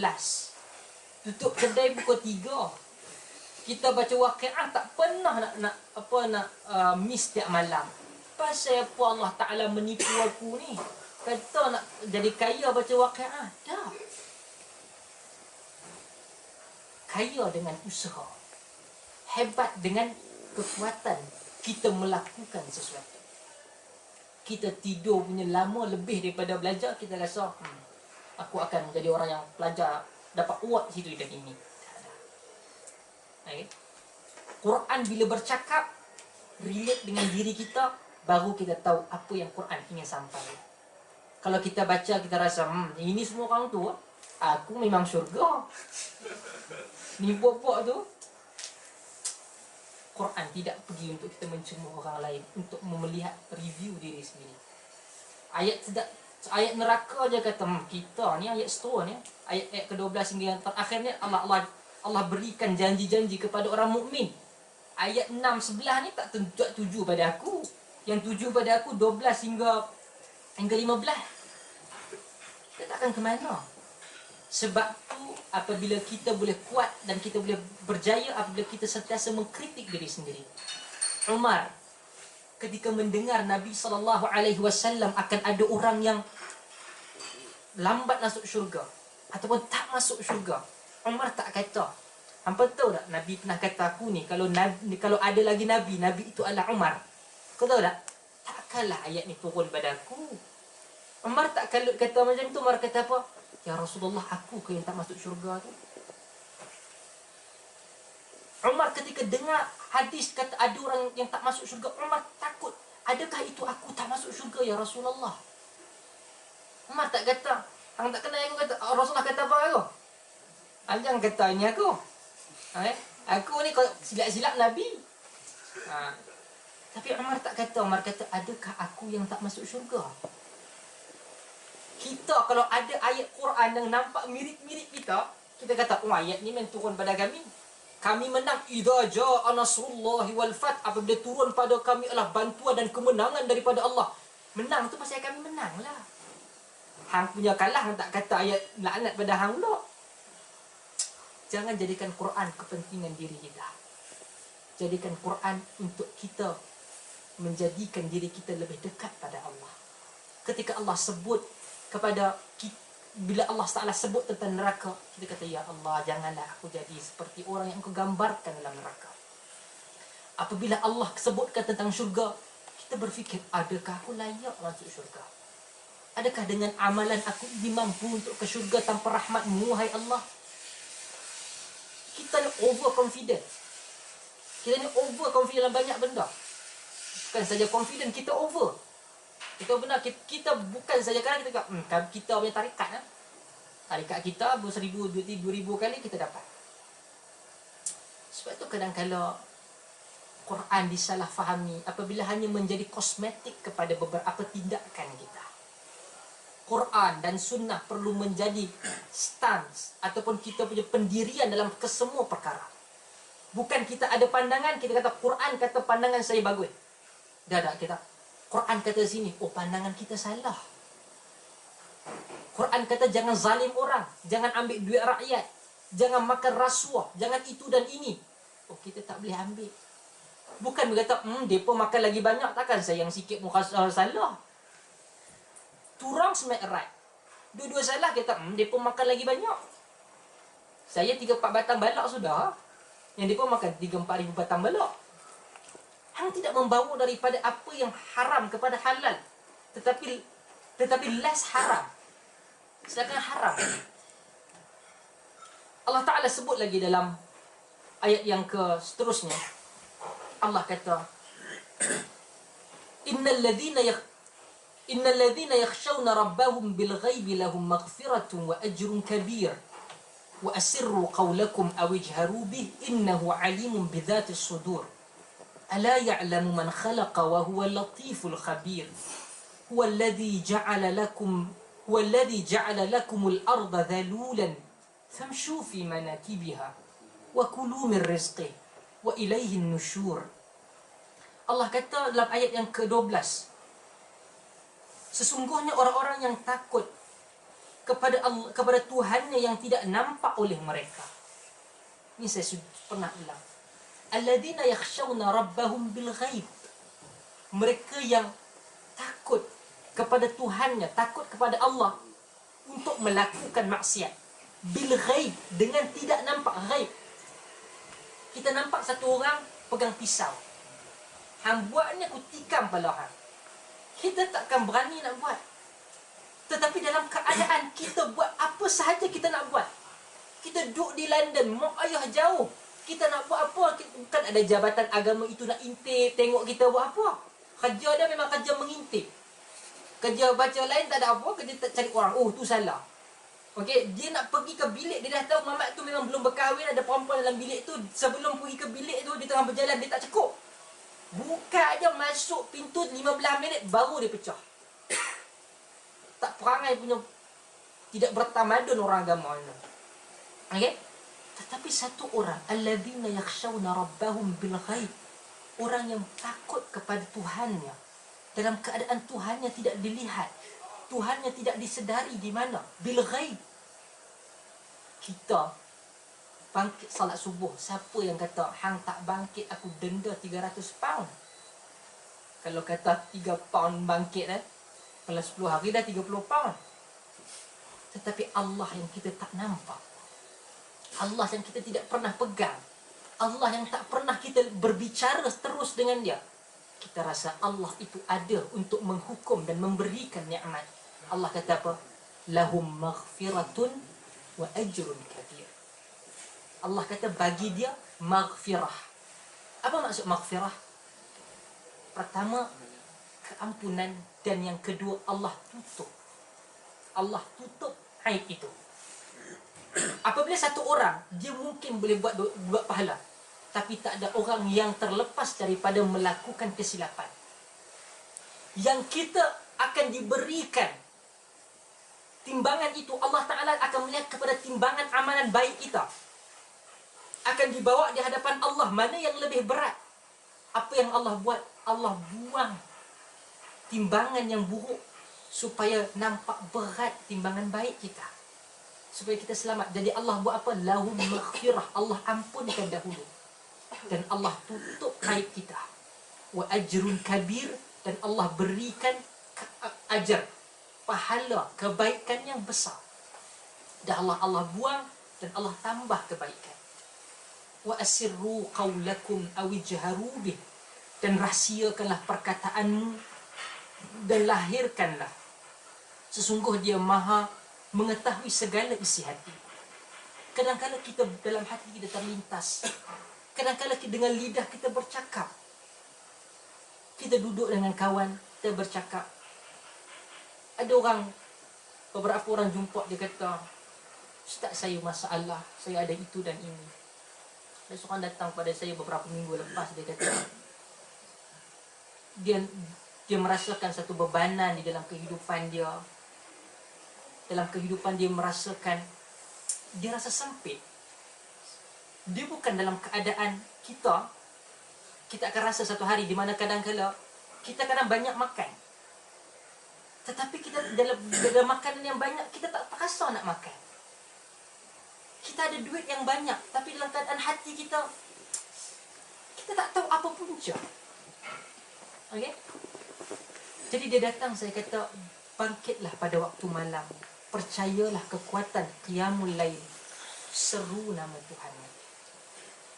Sebab tu bila kita dalam psikologi pun, bila kita rasa sesuatu, kita sebaiknya tidak simpan, dia akan jadi masalah lebih besar. Kita cakap. Sebab itu dalam hadis Nabi SAW, ketika kita sedang berpuasa, ada orang datang nak gaduh dengan kita, ada datang kat orang kita nak maki hamun kita, Nabi tak kata tahan, tak. Nabi kata inni sha'im. Bagi tahu dia, aku berpuasa. Keluarkan perkataan itu. Allah tahu dalam isi hati. Allah kata wa asirru qawlakum aw ijharu bih. Simpan dalam hati, bercakap dalam hati, ataupun rahsiakan ia. Aw ijharu bih, ataupun engkau keluarkan perkataan tersebut. Kita tahu kita bermasalah, kita angkat tangan, kita pegang tangan kita, kita menadah tangan di hadapan Allah Azza wa Jal, atau berada dalam tempat sujud kita, dalam tempat kita sedang duduk memohon ampun ataupun memohon pada Allah, ia kurang berkesan apabila hati sahaja bercakap. Sebab itu salat bukan dalam keadaan kita salat kita dalam hati kita lalu Bismillahirrahmanirrahim, bacaan Fatihah dalam hati dah. Bacaan Fatihah dengan kita sebutkan dia Alhamdulillah Rabbil Alamin Ar-Rahmanir Rahim. Berbeza, hanya kita buat lintasan hati Fatihah dalam perkataan kita. Susah kita angkat. Allah kata wa asirru qawlakum aw ijharu bi innahu alimun bidhatis sudur. Sesungguhnya dia maha mengetahui segala isi hati. Allah kata ala ya'lamu man khalaqa wa huwa latiful khabir. Apakah Allah yang menciptakan itu tidak mengetahui yang kamu lahirkan dan rahsiakan, yang mana dia maha halus lagi maha mengetahui. Kita cuba untuk pergi membuat satu perkara yang Allah Ta'ala benci dalam keadaan orang tak tahu. Kita cuba tutup, tapi kita gagal untuk mengingatkan diri kita, takkan Allah tak tahu. Dalam keadaan kita kuat untuk kita buat sesuatu pun kadang-kadang banyak benda kita tak mampu, apatah lagi dalam keadaan kita lemah berada di hadapan pengadilan Allah. Allah kata huwallazi ja'ala lakumul arda dhalulan, dan dialah yang menjadikan bumi itu mudah bagi kamu. Famshu fi manakibiha, dan berjalanlah di atasnya daripada segala penjuru. Wa kulu min rizqih, dan makanlah sebahagian dari rezekinya. Wa ilaihim nusyur, dan kepadanya lah tempat kamu dikembalikan untuk dibangkitkan semula. Allah Ta'ala bercakap tentang nikmat yang Allah beri, walaupun sebelum itu Allah Ta'ala menceritakan bagaimana manusia akan langgar peringatan Allah. Allah tak pernah tinggalkan kita. Allah sebut berjalanlah tamu ke bumi, aku bagikan muka bumi ini untuk pada kamu, makan dan minumlah daripadanya. Kita kalau orang buat salah kat kita kat rumah, kita halau kata hang jangan jejuk lagi. Kita tak kata orang salah hang buat benda besar, tak apa hang nak makan lepas tu berambuslah. Tak ada. Kita halau habis. Oh, dalam tu ada lagi tak masak tu, ada boleh goreng-goreng apalah, ada air pun banyak lagi, air kotak tu diguna apa tu, apa jangan masuk lagi rumah ni. Tak ada. Kita kata halau-halau. Orang tidak taat, orang bermaksiat pada Allah, Allah sebut juga dalam ayat tersebut wa kulu min rizqi, makan dan minumlah, makanlah daripada rezeki yang Allah berikan. Tapi wa ilaihi Allah, rahmat Allah itu mengalahkan kemarahan dan kemurkaan Allah. Kita mungkin buat salah, jangan sombong. Hang tahu dah aku buat gini dah. Kita buat salah, ya Allah, aku dah buat salah, ampunkan. Dan pastikanlah ya Allah, jangan aku meneruskan hidup dalam kesalahan dan kemaksiatan kepada Engkau. Allah, saya, sesiapa pun takkan rugi. Sahabat-sahabat sekalian, aku buat apa, Ustaz buat apa kata aku tak ambil kira dia boleh buat apa. Memang saya tak boleh buat apa, tetapi kita yang akan tanggung. Kita yang akan tanggung di hadapan Allah pada diri kita, dan di akhirat sama ada neraka ataupun syurga. Tuan-tuan, sahabat-sahabat, bila masuk syurga saya tak merasa apa, sebab itu bukan diri saya, melainkan saya juga melakukan perkara yang baik dinilai di sisi Allah. Saya menikmati apa yang ada di dalam syurga. Hidup ini bergantung kepada diri kita. Mak bapak kita di akhirat, dia takkan kata oh dia anak aku, tak apalah. Time tu mak kita takkan buat tak apalah, masa kalau dulu aku lapar, ini aku tanggung dia juga. Dah. Time itu kita cuba untuk menyelamatkan diri kita. Kerana apa? Muhti'ina muqni'i ru'usihim la yartaddu ilaihim tarfuhum wa afidatuhum hawa. Hari itu kepala dah terdongak, mata dah terbeliak, hati tak fikir benda apa. Apa yang aku boleh lari daripada neraka itu? Itu saja. Asal tak termasuk dalam neraka itu, aku tak kisah. Sedangkan di akhirat ada dua, dimasuk neraka ataupun syurga. Terlepas daripada itu, kita akan masuk ke dalam syurga Allah Subhanahu wa ta'ala. Syurga itu dibayangkan dalam hadis, kita lihat daripada luar sahaja cukup kita terhibur, satu nikmat yang cukup besar. Oleh yang demikian, buatlah kebaikan walaupun satu zarah yang menyebut. Tanya pasal tanda bacaan dalam Quran. Kalau Quran Risal Busmani kan kita nampak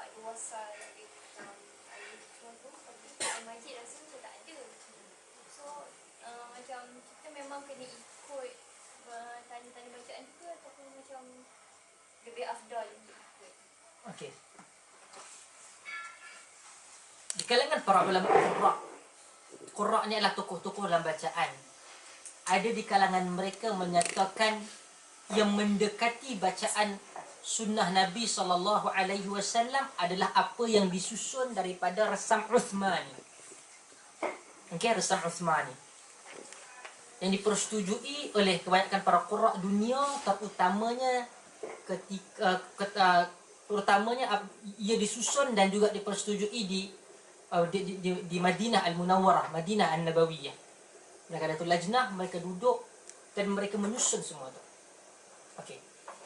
Sebab wallah alam, dan cuma mereka menyatakan bahawa yang mereka lebih cenderung untuk tidak menggunakan Quran Majid. Okey, cenderung kepada Quran Uthmani. Dan mereka cenderung untuk menggunakan Quran Uthmani. Apakah ada benda yang wajib kita berhenti? Okey, antaranya wakaf-wakaf yang kita tidak, bagi mereka wajib. Kadang-kadang perkataan wajib itu apabila kita ambil contoh, orang kata haram rukuk, tapi haram itu adakah sama haram dia dengan berzina? Adakah sama haram dia dengan minum arak? Okey, sudah tentu tak sama.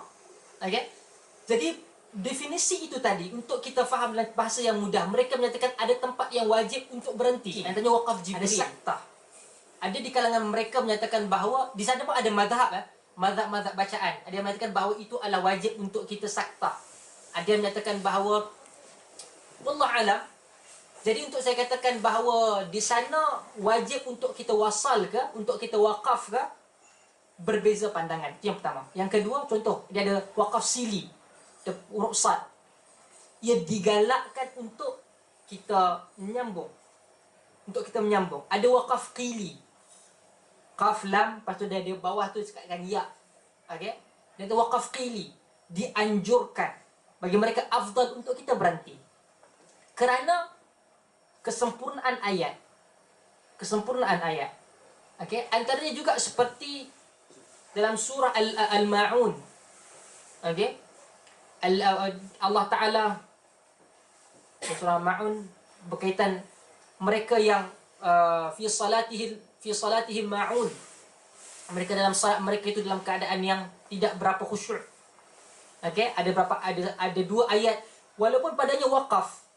Pada waqaf. Tetapi mengikut maksud ya sepatutnya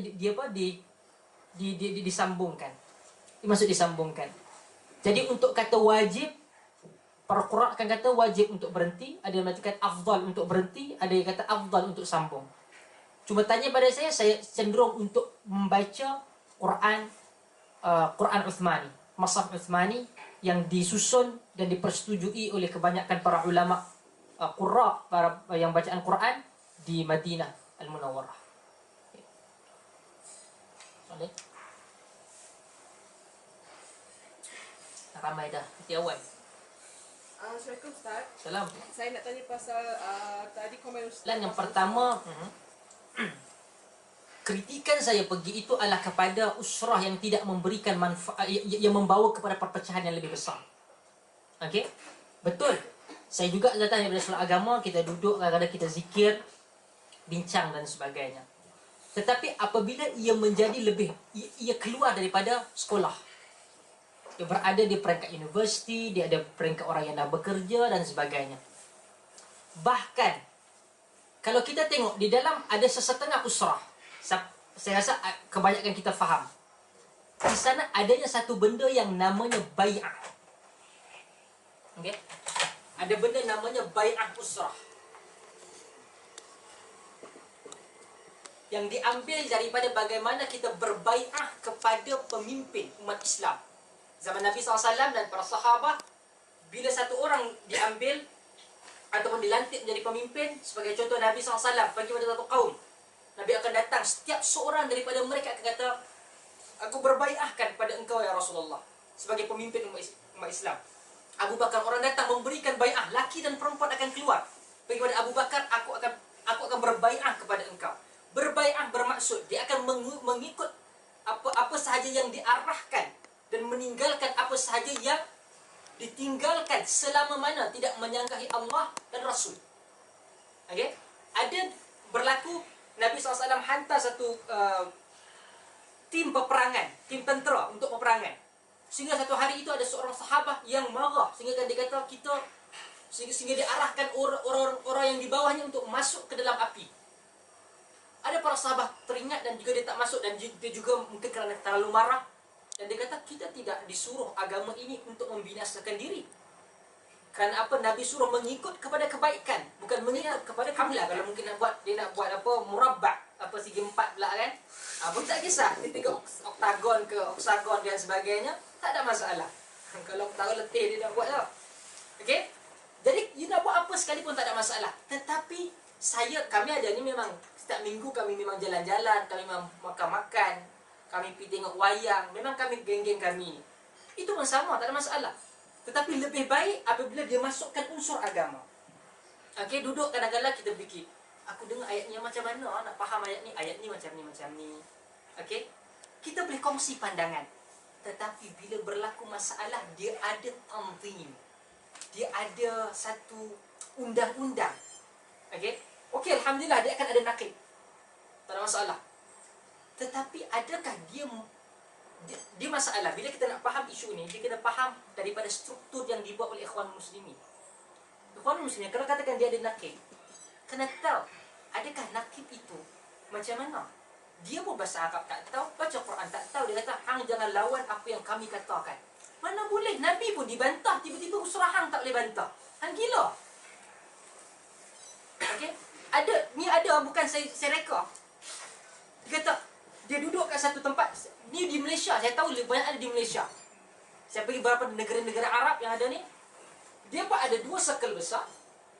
Okey, tiba-tiba kawan ni tengok, oh, dia ni ada tiba-tiba sekali bawa pula syekh baru ataupun dia panggil satu syekh untuk bincang tentang benda agama.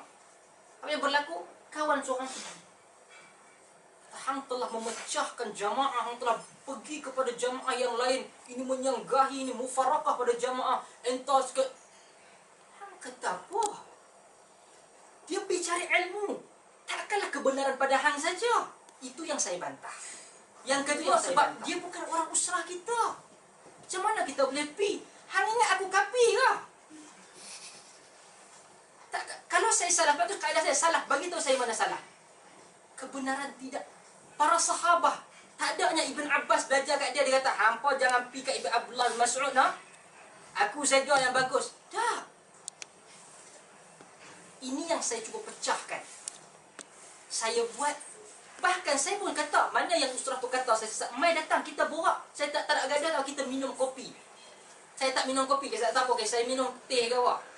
Okey, kita boleh bincang mana saya salah, mana saya salah. Entah ada maklumat lebih, bagi tahu saya.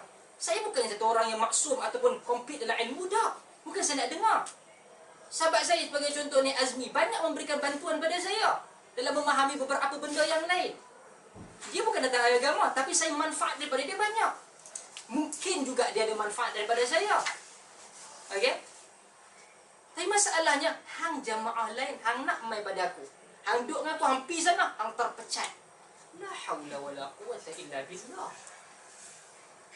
Cuba fikir, Nabi duduk sebelah kita, Nabi kata, hang buat ni, yang dia ni tak boleh pergi kat sana, inilah paling Islam. Nabi akan kata macam tu. Hasan Banna sendirilah akan kata, bagus hang, kalau depa ni pergi sana, hang pecat, jangan kata jamaah ini yang terbaiknya gerakan dakwah. Ketika Islam untuk membanyakkan orang mendekati agama, bersatu padu, untuk ramaikan orang di dalam gerakan Islam, tiba-tiba kita senang-senang pecah, memecahkan, pecat, memecah. Masuk akal tak? Masuk akal lah tidak? Tak masuk akal? Okay. Tak tahu lagi sebab saya orang Ustaz, saya kena pula Ustaz. La haula wala quwata illa billah. Perkataan saya salah, bagi tahu mana salah, saya tarik balik. Banyak di kalangan kawan-kawan saya yang dia tak indimam, dia tidak intimak kepada mana-mana jamaah pun, kepada mana usrah. Tapi dia ada masalah, dia hantar email, dia pergi pada tokoh-tokoh yang besar. Kebanyakan mereka jawab balik, oh macam ni. Jawapan dia, tokoh-tokoh ni bagi jawapan. Hantar kepada Islam Web sebagai contoh, ada fatwa, dia akan keluarkan fatwa. Orang yang betul-betul pakar dalam bidang dia. Ni kata, oh kita tak boleh kata macam tu, nakib kita kata macam ni. Ustaz tak tahu kami gini-gini. Jangan kata. Okey. Keluarga saya datang daripada jamaah-jamaah Islam. Okey. Kita dulu ni lama, kan kita tak tahu. Kita masuk keluar usrah, lepas kita dipecat, diambil, dipecat, diambil. Sebab saya kata takkan macam ni. Okey. Itu yang saya katakan. Nak yang macam mana nak perbaiki, saya tak kisah. Usrah itu hanyalah nama. You nak buat usrah, nak buat keluarga, ailah, family. Apa lagi bahasa, letaklah circle.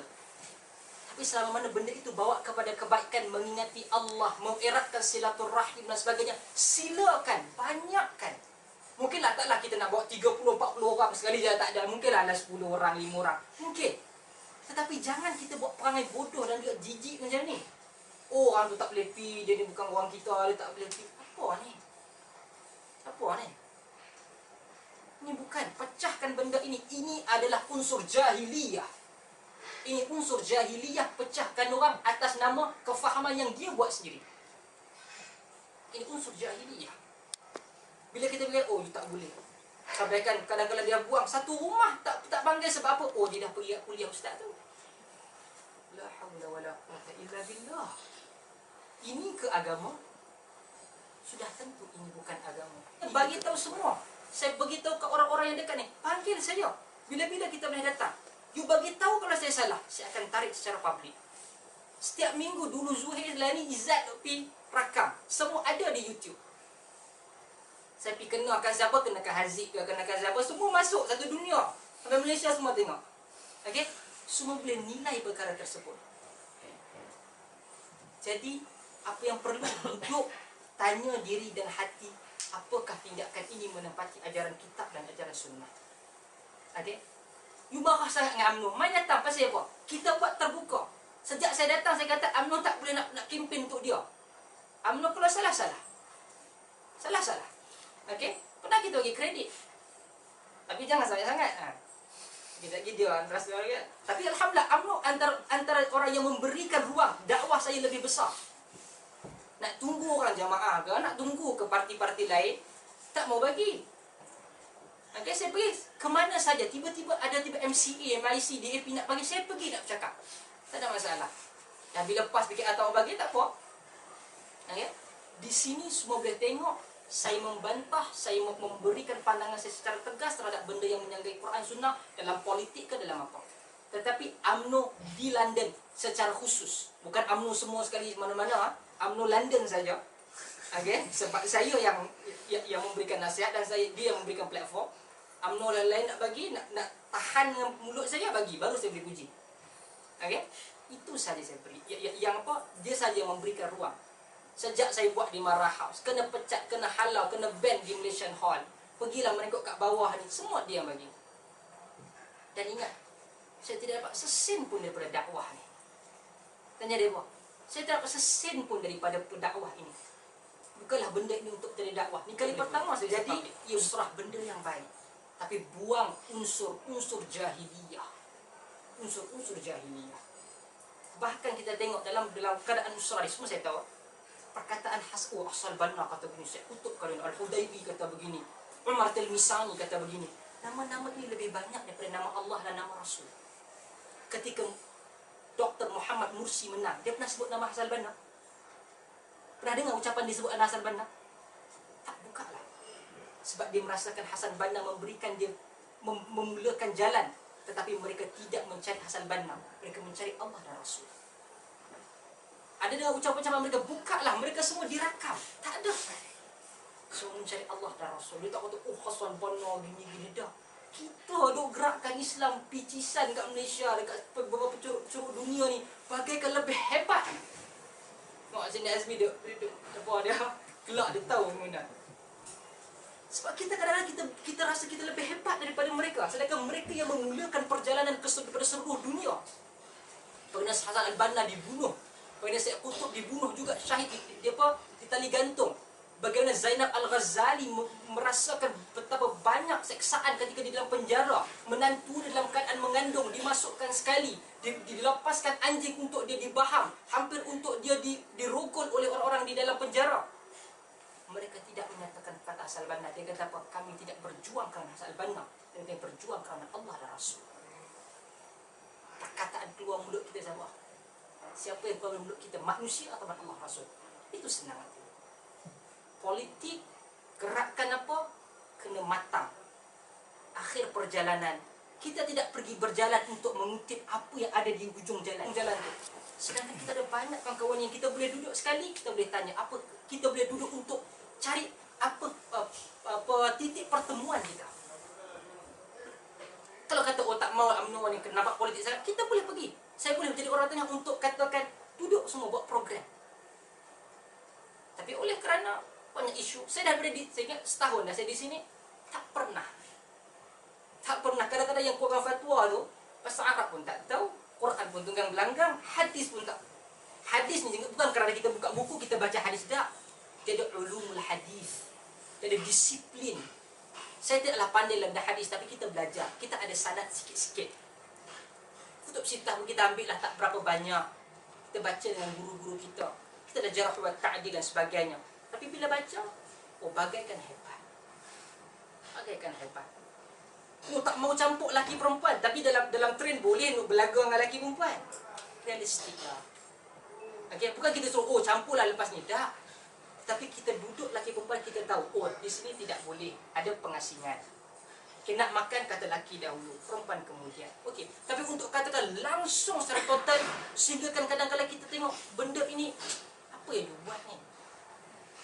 Ada program yang bercampur laki perempuan yang bukan di bawah anjuran kita, tak mau pergi. Sedangkan kita boleh pergi sana. Kita nampak orang-orang yang cenderung kepada Islam nak join program kita. Bila kita datang ke program, dia nampak, ustaz, dia ni budak-budak daripada gerakan usrah. Jadi dia pun segan dan malu. Sebab tu Hasanul Banna, dia bukan pergi kat kita buat dekat basement Bakwi kuliah saja, dah. Ada tempat yang Hasanul Banna pergi mana? Pub, kelab, wayang. Dalam riwayat saya tak tahu antara sahih ataupun tidak, saya tak pernah melihat kepada riwayat dia. Dia pergi pada kelab. Dia buat apa? Dia orang tak nak bagi. Akhir sekali dia bagi. Dia bercakap 5 minit je. Simple tentang agama, tentang kehidupan. Taklah syarah kitab hadis ke tafsir, tak ada lah. Benda yang asas boleh pergikan orang ini agama. Sebab kadang-kadang manusia dia tidak mempunyai ruang dan peluang untuk datang kepada agama. Kerana environment dia sibuk balik dengan kawan itu dan ni, dia pergi ke tempat mereka. Dakwah itu pergi kepada manusia. Bukan orang kita tunggu, aku ni orang agama, orang ramai dah datang ke aku. Dah. Kita bertanggungjawab pergi mencari manusia. Dia pergi ke sana. Dia buat mungkin dalam berapa bulan dan sebagainya, kemudian dia stop. Dia tahu mungkin kalau kata ni pukul 11.30 dia akan pergi sekejap. 5 minit, ini memang ruang Hasan al-Banna. Dia buat mungkin dalam 2-3 bulan. Dia buatnya masyhur, tapi saya tak tahu ia sahih ataupun tidak. Tapi manfaat, bila 2-3 bulan dia buat, kemudian dia stop terus. Pada hari pertama dia stop, orang cuma diam 11.30. Orang kata, mana Muhammad selalu bercakap pukul 11.30 tu? Daripada benci kepada dengar dan rindu kepada dakwah Islam. Hasan al-Banna ketika melihat orang bertelagah di antara 2 orang, sama ada solat 20 rakaat tarawih ataupun 8 rakaat, apa yang dia buat? Dia kata, okey, aku akan selesaikan, kita duduk di luar masjid. Dia habis keluar masjid, dia kunci masjid, dia belah. Orang marah, hang kata nak selesaikan, inilah aku selesaikan. Salat tarawih adalah sunat. Menjaga silaturahim umat manusia muslim adalah wajib. Hanya kerana benda sunat, engkau bergaduh untuk putuskan benda yang wajib. Dan akidah. Lihat bagaimana benda cara dakwah dia. Kita ada, aku lain, pecah. Hang tak mau aku, terima, take it or leave it. Takkan ini dakwah Islam. Itu yang saya maksudkan. Tetapi saya telah susun ayat macam ni kat Facebook kan. Semua orang menyampah nak baca. Yang gerakan yang dia pegang, ayat ubah. Anda wajib ubah. Ubah sebelum terlambat. Wallah. Mungkin soalan terakhir lah. Mengawak banyak.